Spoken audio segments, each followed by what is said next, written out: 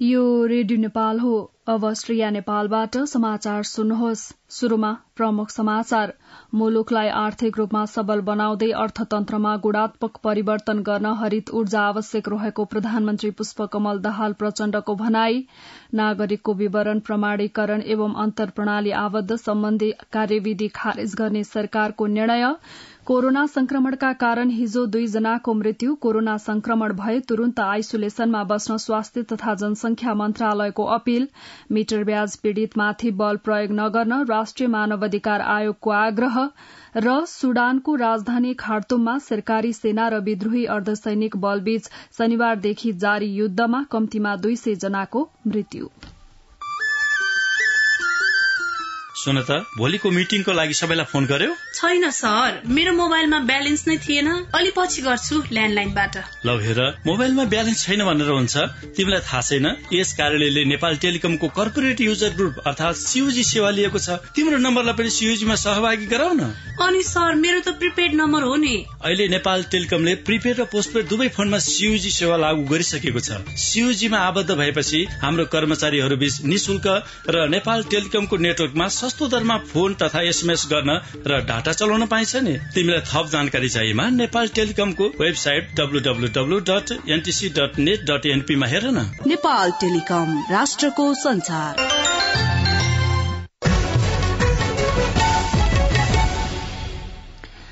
अब समाचार विस्तारमा।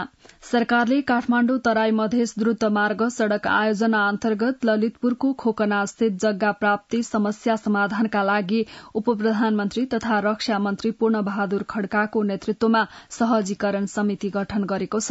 प्रधानमन्त्री तथा मन्त्री परिषदको कार्यालय सिंहदरबारमा हिजो बसेको मन्त्री परिषदको बैठकपछि संचारकर्मीहरूसँग कुरा गर्नुहुँदै संचार तथा सूचना प्रविधि मन्त्री रेखा शर्माले खोकना क्षेत्रको जग्गा प्राप्तिको समस्या समाधानका लागि सहजीकरण समितिले सरोकारवाला पक्षसँग संवाद गरी समाधान निकाल्ने जानकारी दिनुभयो।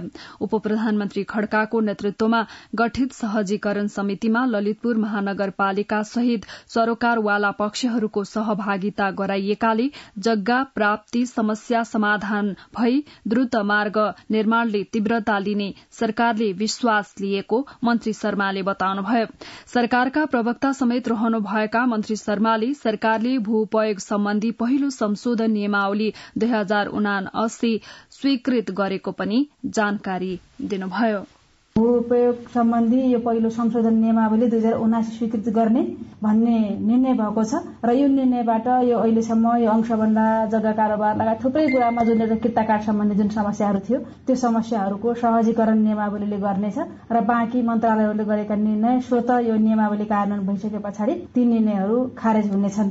ललितपुर जिल्लाको खोकना इलाकाको जग्गा प्राप्ति सम्बन्धी जुन समस्या छ त्यो समस्यालाई समाधान गर्नको निमित्त माननीय उपप्रधान तथा रक्षा मन्त्रीको नेतृत्वमा सहजीकरण समिति बनेको छ र यो समितिले जुन जग्गा सम्बन्धी विवाद छ खोकना इलाकाको त्यो विवादलाई सहजीकरण गर्ने सम्बन्धित व्यक्तिहरूसँग भेटेर त्यसलाई अगाडि बढाउने गरेर त्यसलाई सहजीकरण गर्ने र फास्ट ट्र्याकको जुन काम अवरुद्ध हुन पुगिरहेको छ फास्ट ट्र्याकको कामलाई छिटोभन्दा छिटो अगाडि बढाउने भन्ने कुराहरू भएको छ। यस्तै मन्त्री परिषद बैठकले राष्ट्रिय परिचय पत्र व्यवस्थापन सूचना प्रणाली मार्फत नागरिकको विवरण प्रमाणीकरण एवं अन्तर्प्रणाली आबद्ध सम्बन्धी कार्यविधि खारेज गर्ने निर्णय गरेको संचार मन्त्री शर्माले बताउनुभयो। तत्कालीन उपप्रधानमन्त्री एवं गृहमन्त्री रवि लामिछानेले उक्त कार्यविधि ल्याउनु भएको थियो। अर्थ र कानून मन्त्रालयको स्वीकृति नलिई 7 दिनमै विदेशी कम्पनीलाई राष्ट्रिय परिचय पत्र सम्बन्धी कामको इजाजत पत्र दिइएको थियो।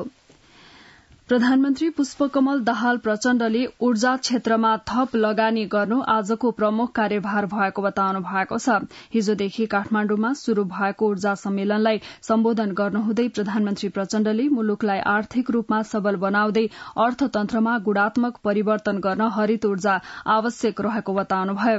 नेपालले मौसमी रूपमा नै भए पनि उपभोग गर्ने भन्दा बढ़ी ऊर्जा उत्पादन गर्छ भन्ने विश्व सामु घोषणा गर्न पाउँदा गर्व लागेको भन्नुहुँदै बताउँदै प्रधानमन्त्री प्रचण्डले निजी क्षेत्रका लगानीकर्ता र सरकारको साझा प्रयासबाट नै जलविद्युत परियोजनाहरूको विकासको गतिलाई तीव्र पार्न सकिएको धारणा राख्नुभयो। कार्यक्रममा ऊर्जा, जलस्रोत तथा सिंचाई मन्त्री शक्ति बहादुर बस्नेतले सरकार र निजी क्षेत्र एक आपसमा सहकार्य गरे यस क्षेत्रको गुणात्मक विकास र परिवर्तन हुने बताउनुभयो। हरित ऊर्जाको बजार विस्तारीकरण भन्ने नाराका साथ हिजोदेखि शुरू भएको ऊर्जा सम्मेलन आजसम्म चल्नेछ। प्रधानमन्त्री पुष्पकमल दाहाल प्रचण्डले काठमाण्डु तराई मधेस द्रुतमार्ग अन्तर्गत मकवानपुरको बकैया गाउँपालिका 5 स्थित क्षेत्रको हिजो स्थलगत अनुगमन गर्नु भएको छ।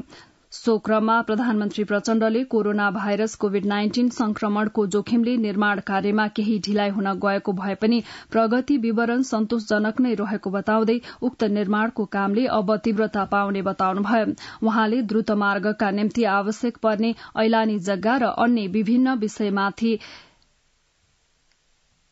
हिजै बस्ने मन्त्री परिषदको बैठकबाट निर्णय लिई निर्माणको कार्यमा सहजता प्रदान गरिने उल्लेख गर्नुभयो।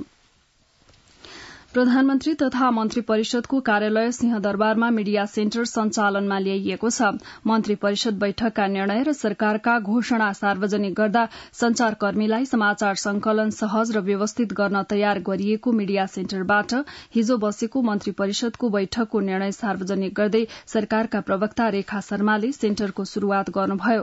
प्रवक्ता शर्माले बैठक कक्षसँगै रहेको स्टुडियोबाट मीडिया सेन्टरमा रहेका संचारकर्मीसँग प्रत्यक्ष दोहोरो संवाद गर्नु भएको थियो।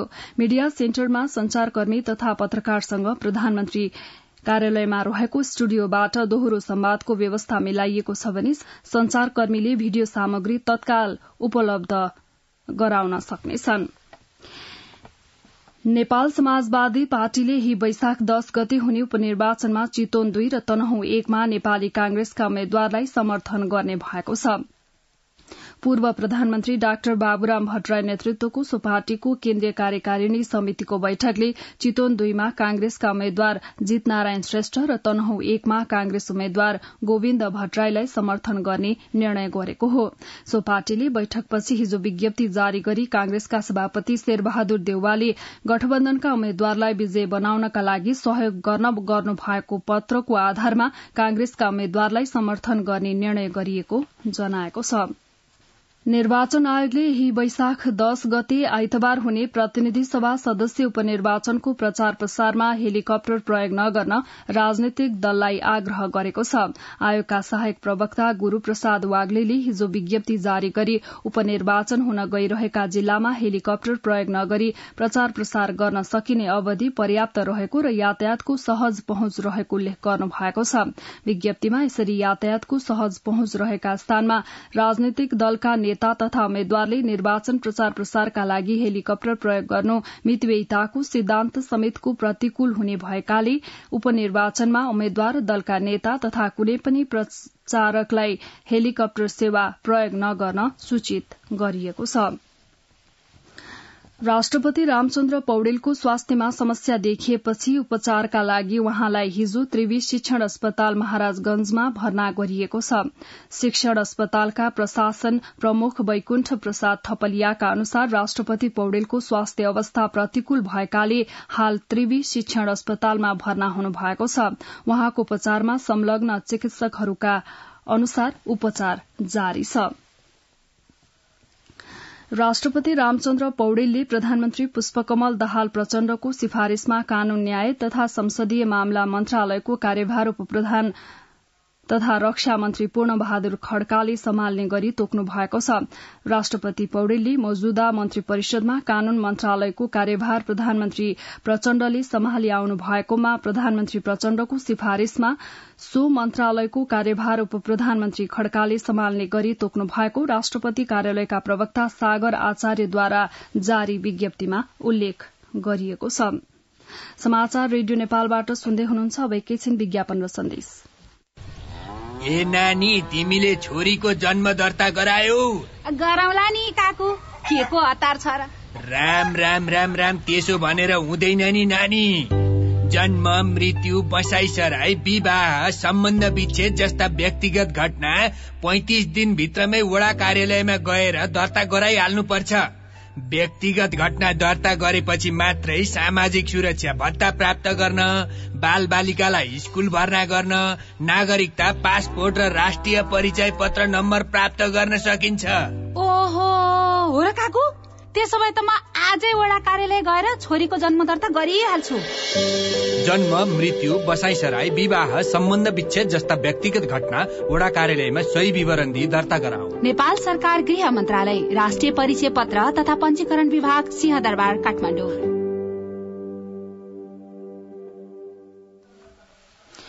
अब बाँकी समाचार। प्रतिनिधि सभाको हिजोको बैठकमा राष्ट्रिय सूचना आयोगको वार्षिक प्रतिवेदन 2078-79 पेश भएको छ। प्रधानमन्त्री पुष्पकमल दाहाल प्रचण्डको तर्फबाट संचार तथा सूचना प्रविधि मन्त्री रेखा शर्माले बैठकमा प्रतिवेदन पेश गर्नुभयो। हिजोको बैठकमा भूमि व्यवस्था, सहकारी तथा गरीबी निवारण मन्त्री रंजिता श्रेष्ठले गुठी तथा भूमिहीन सुकुम्बासीका समस्या सबै राजनैतिक दलहरूको साझा समस्या भएकाले यसलाई राजनीतिकरण नगर्न आग्रह गर्नुभयो। सांसदहरूले शून्य समय तथा विशेष समयमा उठाएका प्रश्नको जवाफ दिनुहुँदै मन्त्री श्रेष्ठले गुठी सम्बन्धी समस्या, भूमिहीन सुकुम्बासीको समस्या र मुक्त कमैयाका समस्यालाई मन्त्रालयले प्राथमिकतामा राखेर काम गरिरहेको जानकारी गराउनुभयो। यस्तै समसामयिक विषयहरूमा सरकारको ध्यानाकर्षण गराउने क्रममा सांसदहरूले आगामी बजेट निर्माण गर्दा परम्परागत ढाँचामा समयानुकूल परिमार्जन गर्न सरकारलाई सुझाव समेत दिनुभयो। प्रतिनिधि सभाको अर्को बैठक आज दिउँसो 1 बजे बस्नेछ। राष्ट्रिय सभाको हिजोका लागि बोलाइएको बैठक स्थगित भएको छ। संघीय संसद सचिवालयका महासचिव डाक्टर भरतराज गौतमले हिजो दिउँसो 2 बजेर 31 मिनटमा बस्ने भनिएको बैठक अर्को सूचना जारी नभएसम्मका लागि स्थगित भएको सूचना जारी गर्नुभएको थियो। बैठक विशेष कारणवश तोकिएको दिन र समयमा बस्न नसक्ने भएकाले राष्ट्रिय सभाको नियमावली अनुसार अर्को सूचना जारी नभएसम्मका लागि बैठक स्थगित गरिएको सूचनामा उल्लेख गरिएको छ। उपप्रधान एवं गृहमन्त्री नारायण काजी श्रेष्ठले भ्रष्टाचार नियन्त्रण सहितको सुशासन आफ्नो मुख्य कार्यभार भएको बताउनु भएको छ। गृह मन्त्रालयमा हिजो आयोजित पत्रकार सम्मेलनमा उहाँले गृह प्रशासन र प्रहरीलाई राजनीतिक तथा शक्ति केन्द्रबाट मुक्त गर्ने आफ्नो अभियान रहेको बताउनुभयो।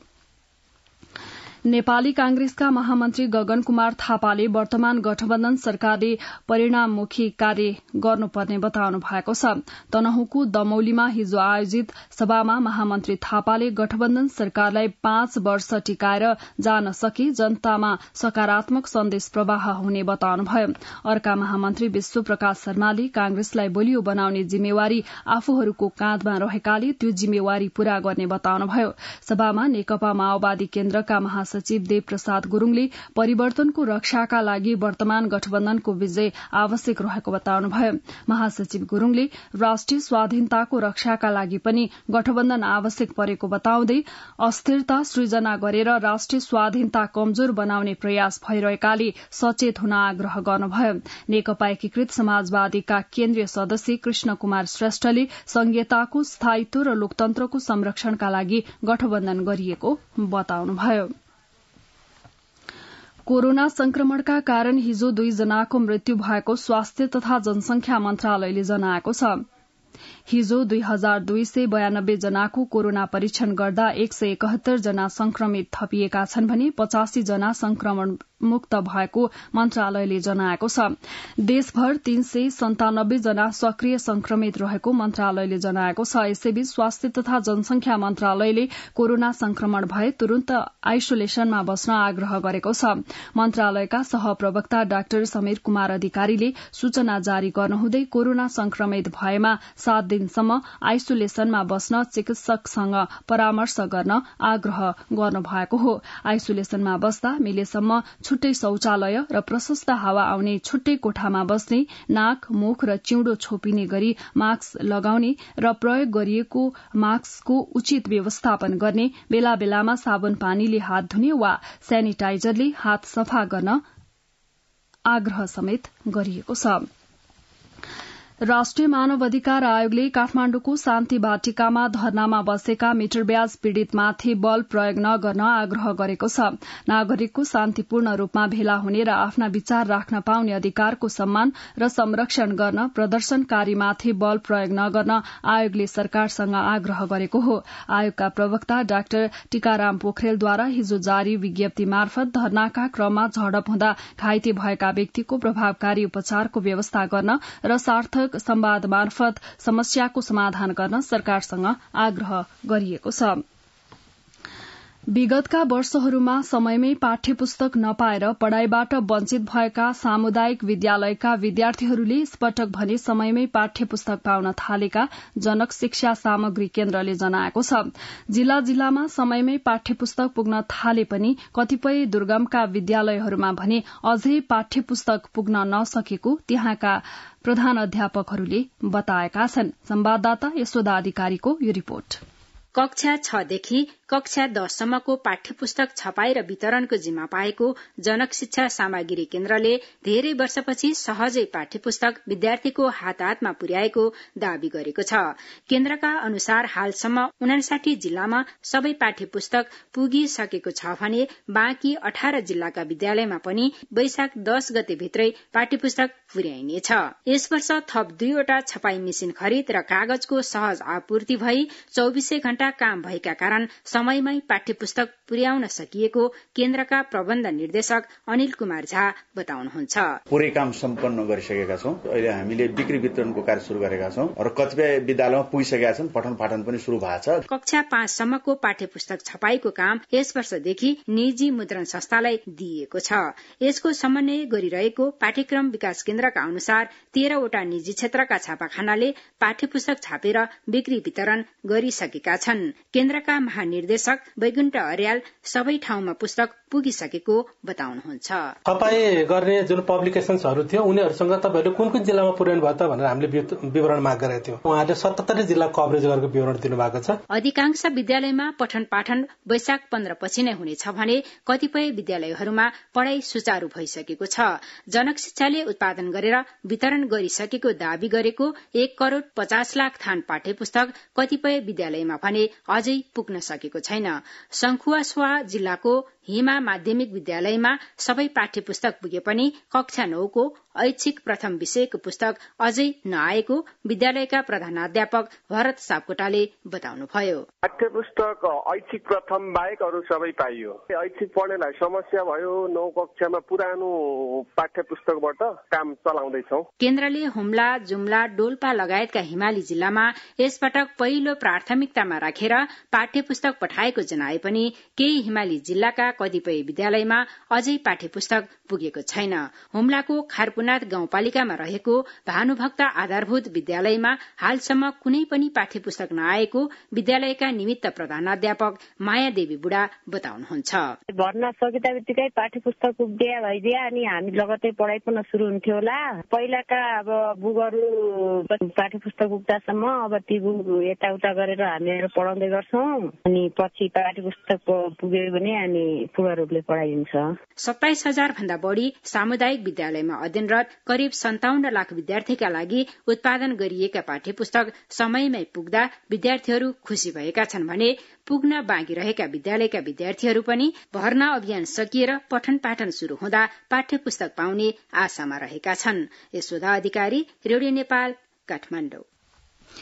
वीरगंज महानगरपालिकाले उज्यालो वीरगंज अभियानसँगै महानगरको सौन्दर्यीकरण गर्न शुरू गरेको छ। महानगरपालिकाका 32वटै वडामा बत्ती जडान भएपछि वीरगंजका चोक र गल्ली मात्र होइन महानगरसँग जोडिएका ग्रामीण क्षेत्रका बस्तीहरू समेत झिलिमिली देखिन थालेको छ। वीरगंजबाट संवाददाता ध्रुव अधिकारीको रिपोर्ट।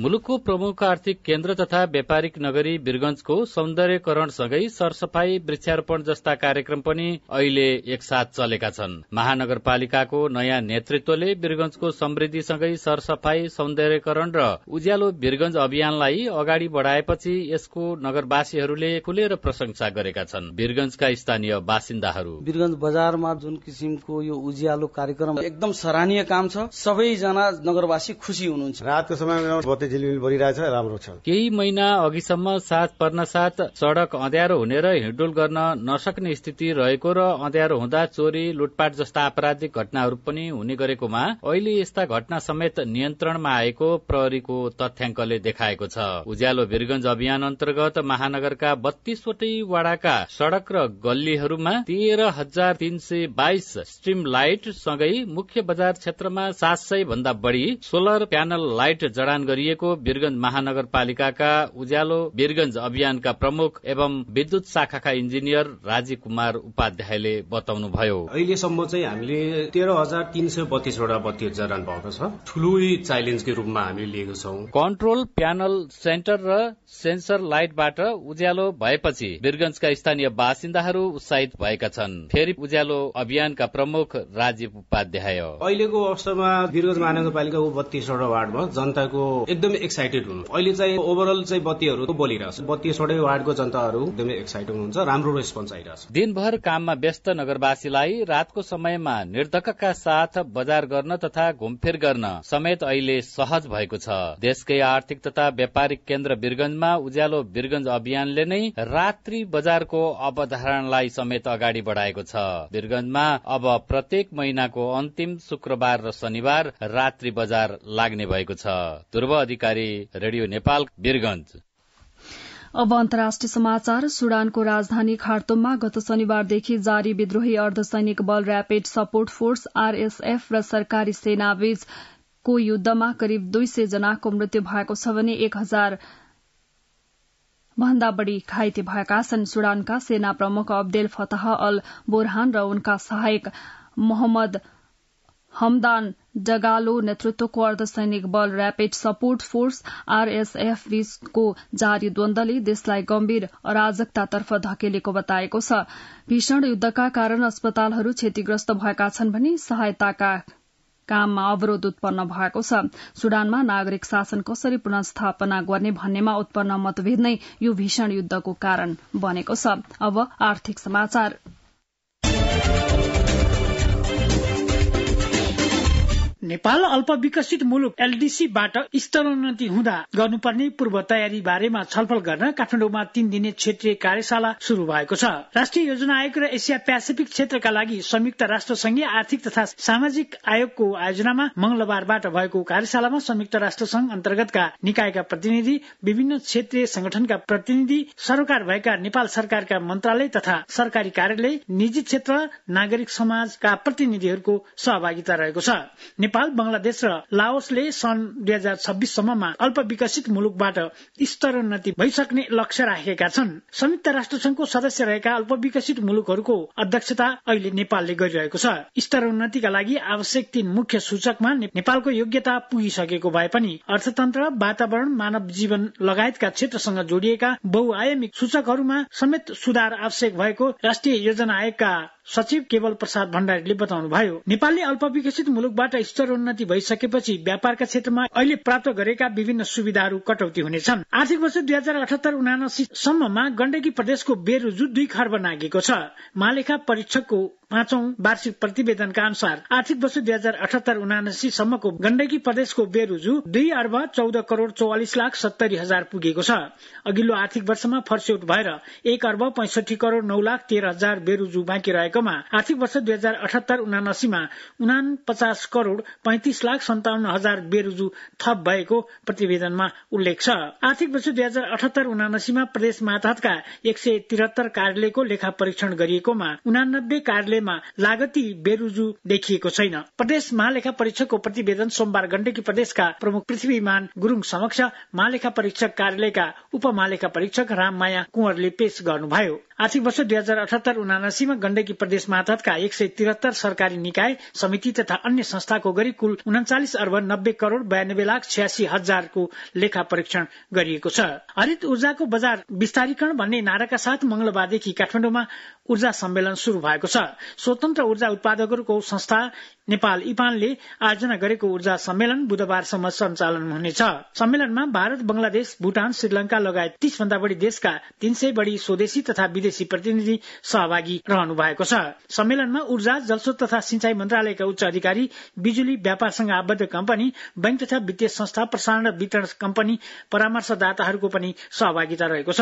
सम्मेलनमा नेपालको विद्युत बजार, प्रसारण पूर्वाधार, जलविद्युतको माग, प्रविधि नव प्रवर्तन, अन्तर्देशीय विद्युत व्यापार लगायतका विभिन्न 15वटा सत्रमा छलफल हुने इपानका अध्यक्ष कृष्ण प्रसाद आचार्यले जानकारी दिनुभयो। आर्थिक समाचार प्रस्तुत गर्दै हुनुहुन्थ्यो भुवन आचार्य। अब खेल समाचार।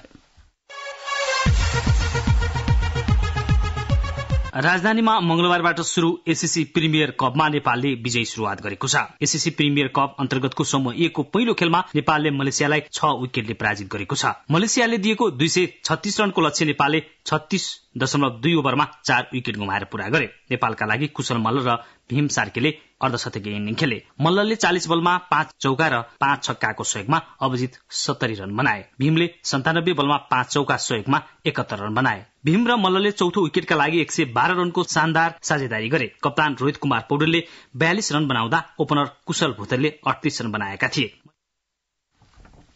खेल समाचार प्रस्तुत गर्दै हुनुहुन्थ्यो अजय बम। अब मौसम सम्बन्धी जानकारी। आज कर्णाली प्रदेश र सुदूरपश्चिममा आंशिकदेखि सामान्य बदली रहे। गण्डकी, कर्णाली, कोशी, बागमती र सुदूरपश्चिमका पहाड़ी भागका 1-2 स्थानमा मेघगर्जनसहित फाटफुट वर्षा हुने जल तथा मौसम विज्ञान विभागले जनाएको छ। गत 24 घण्टामा काठमाडौँ उपत्यकामा मापन गरिएको अधिकतम तापक्रम 32.7 डिग्री सेल्सियस, न्यूनतम तापक्रम 16 डिग्री सेल्सियस। अहिले बिहानको सापेक्षिक आर्द्रता 69%। आज दिउँसो काठमाडौँ उपत्यकाको अधिकतम तापक्रम 31 देखि 33 डिग्री सेल्सियसका बीच रहने अनुमान गरिएको छ। काठमाडौँ उपत्यकामा सूर्योदय अघि बिहान 5:36 भयो भने सूर्यास्त भरे साँझ 6:31 हुनेछ। अन्त्यमा यस प्रसारणका प्रमुख समाचार फेरि एकपटक। मुलुकलाई आर्थिक रूपमा सबल बनाउँदै अर्थतन्त्रमा गुणात्मक परिवर्तन गर्न हरित ऊर्जा आवश्यक रहेको प्रधानमन्त्री पुष्पकमल दाहाल प्रचण्डको भनाई। नागरिकको विवरण प्रमाणीकरण एवं अन्तर्प्रणाली आबद्ध सम्बन्धी कार्यविधि खारेज गर्ने सरकारको निर्णय। कोरोना संक्रमणका कारण हिजो 2 जनाको मृत्यु। कोरोना संक्रमण भए तुरन्त आइसोलेसनमा बस्न स्वास्थ्य तथा जनसंख्या मन्त्रालयको अपील। मिटर ब्याज पीड़ितमाथि बल प्रयोग नगर्न राष्ट्रिय मानवाधिकार आयोगको आग्रह। र सुडानको राजधानी खार्तुममा सरकारी सेना र विद्रोही अर्धसैनिक बलबीच शनिबारदेखि जारी युद्धमा कम्तीमा 200 जनाको मृत्यु।